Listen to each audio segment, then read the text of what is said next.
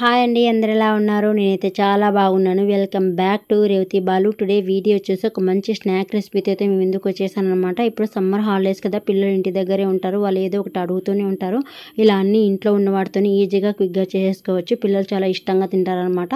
వీడియోలోకి వెళ్ళే ముందు వీడియోని ఎక్కడ స్కిప్ చేయకుండా ఎండ్ వరకు చూడడానికి ప్రయత్నించండి. కొత్త వాళ్ళు ఎవరైనా చూస్తున్నట్లయితే ప్లీజ్ సబ్స్క్రైబ్ చేసి పక్కన బెల్ ఐకాన్ ప్రెస్ చేసి ఆల్ అనే ఆప్షన్ని క్లిక్ చేయండి. నీ వీడియోస్ పెట్టిన వెంటనే మీ వరకు నోటిఫికేషన్ వచ్చేస్తుంది.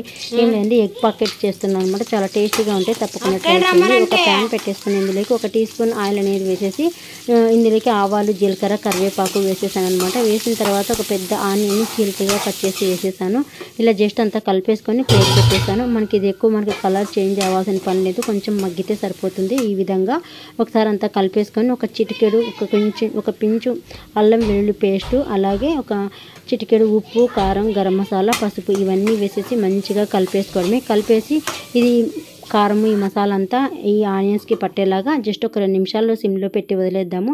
చక్కగా ఈ మసాలా అంతా పట్టి ఉంటుందన్నమాట. ఇప్పుడు వీటిని అంతా ఒకసారి కలిపేసుకొని ఇంకా స్టవ్ కట్టేయడమే. ఇంకా కలిపేసిన తర్వాత ఆల్రెడీ నేను ఇక్కడ ఒక 4 గుడ్లను అనేది ఉడకబెట్టుకున్నాను అనమాట. ఎగ్స్ని ఉడకబెట్టేసుకున్నాను. ఇప్పుడు ఈ హాట్ వాటర్ అంతా వంపేసి చల్లనీళ్ళతో ఈ పెంకునంతా తీసేయడమే. ఇంకా ఇలా ఒలిచి పెట్టేసుకున్నాను. నేను ముందుగానే చపాతీ పిండిని కలిపి పెట్టుకున్నాను అనమాట. మనం పాకెట్స్ చేయాలి కదా, కాబట్టి చపాతీ పిండిని కొంచెం ఉప్పు, నూనె వేసేసి మనం చపాతీకి ఎలా అయితే కలుపుకుంటామో సేమ్ అలానే కలిపేసుకొని ఇలా ఒకసారి కలుపుకుంటున్నాను అనమాట. అంతే, ఇంకా కలిపేసుకుంటున్నాను. మనం ఎగ్స్ని కూడా హాఫ్గా కట్ చేసి పెట్టుకున్నాను ఒక పక్క.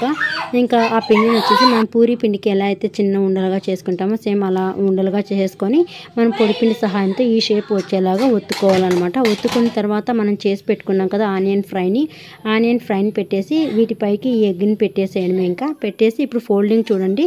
ఫోల్డింగ్ చేయడం ముందు ఇలా కొంచెం చివర్లా వచ్చేసి వాటర్ అనేది అప్లై చేయాలి. ఈ చపాతీ పిండికి చివరన వాటర్ అప్లై చేస్తే ఈజీగా స్టిక్ అయిపోతుంది అనమాట. ఇలా ఈ విధంగా ఫోల్డింగ్ చేసేసుకుంటే మనకి లోపల ఉన్న స్టఫ్ అంతా బయటికి రాకుండా ఉంటుందన్నమాట. కొంచెం వేలతో అలా ప్రెస్ చేసేసామంటే ఈజీగా అది అతుకుపోతుంది. అంతే, ఇంకా సేమ్ మిగతా పాకెట్స్ అన్నీ కూడా ఇలానే చేసేసుకోవాలన్నమాట.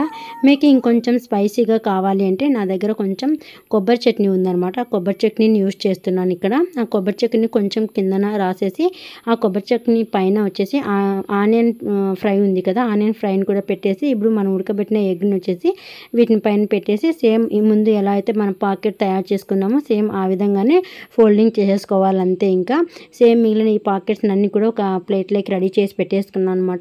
డీప్ ఫ్రైకి సరిపడా అంటే నేను డీప్ ఫ్రైలో చేయలేదు. మనకు తిరువాతకి అయితే ఎంత ఆయిల్ వేస్తామో దానికంటే కొంచెం ఎక్కువ వేసాను అనమాట.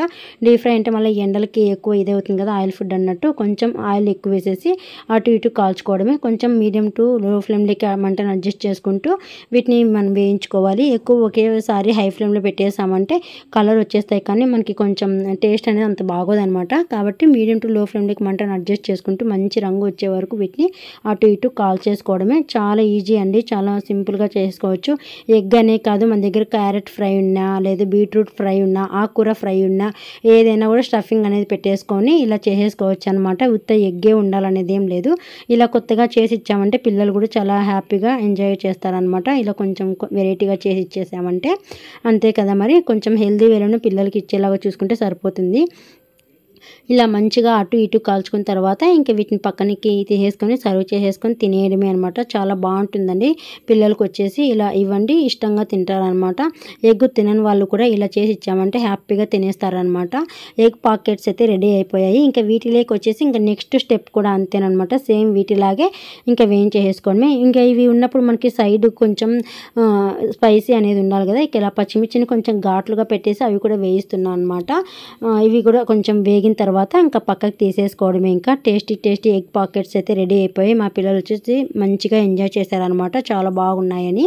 మీకు ఎలా వచ్చిందో కింద కామెంట్లో మెన్షన్ చేయండి. చాలా ఈజీ ప్రాసెస్ కదా, తప్పకుండా ట్రై చేయండి. పిల్లలకి పెట్టి వాళ్ళని కూడా హ్యాపీ చేయండి, సంతోషపెట్టండి. ఈ వీడియో అంతే. ఈ వీడియో మీకు నచ్చినట్లయితే లైక్ చేయండి, షేర్ చేయండి. మీ ఫ్యామిలీ అండ్ ఫ్రెండ్స్ ఇక్కడ ఈ వీడియోని షేర్ చేయండి. మరొక మంచి యూస్ఫుల్ వీడియోతో మీ ముందుకు వస్తాను. అంతవరకు bye bye, have a good day.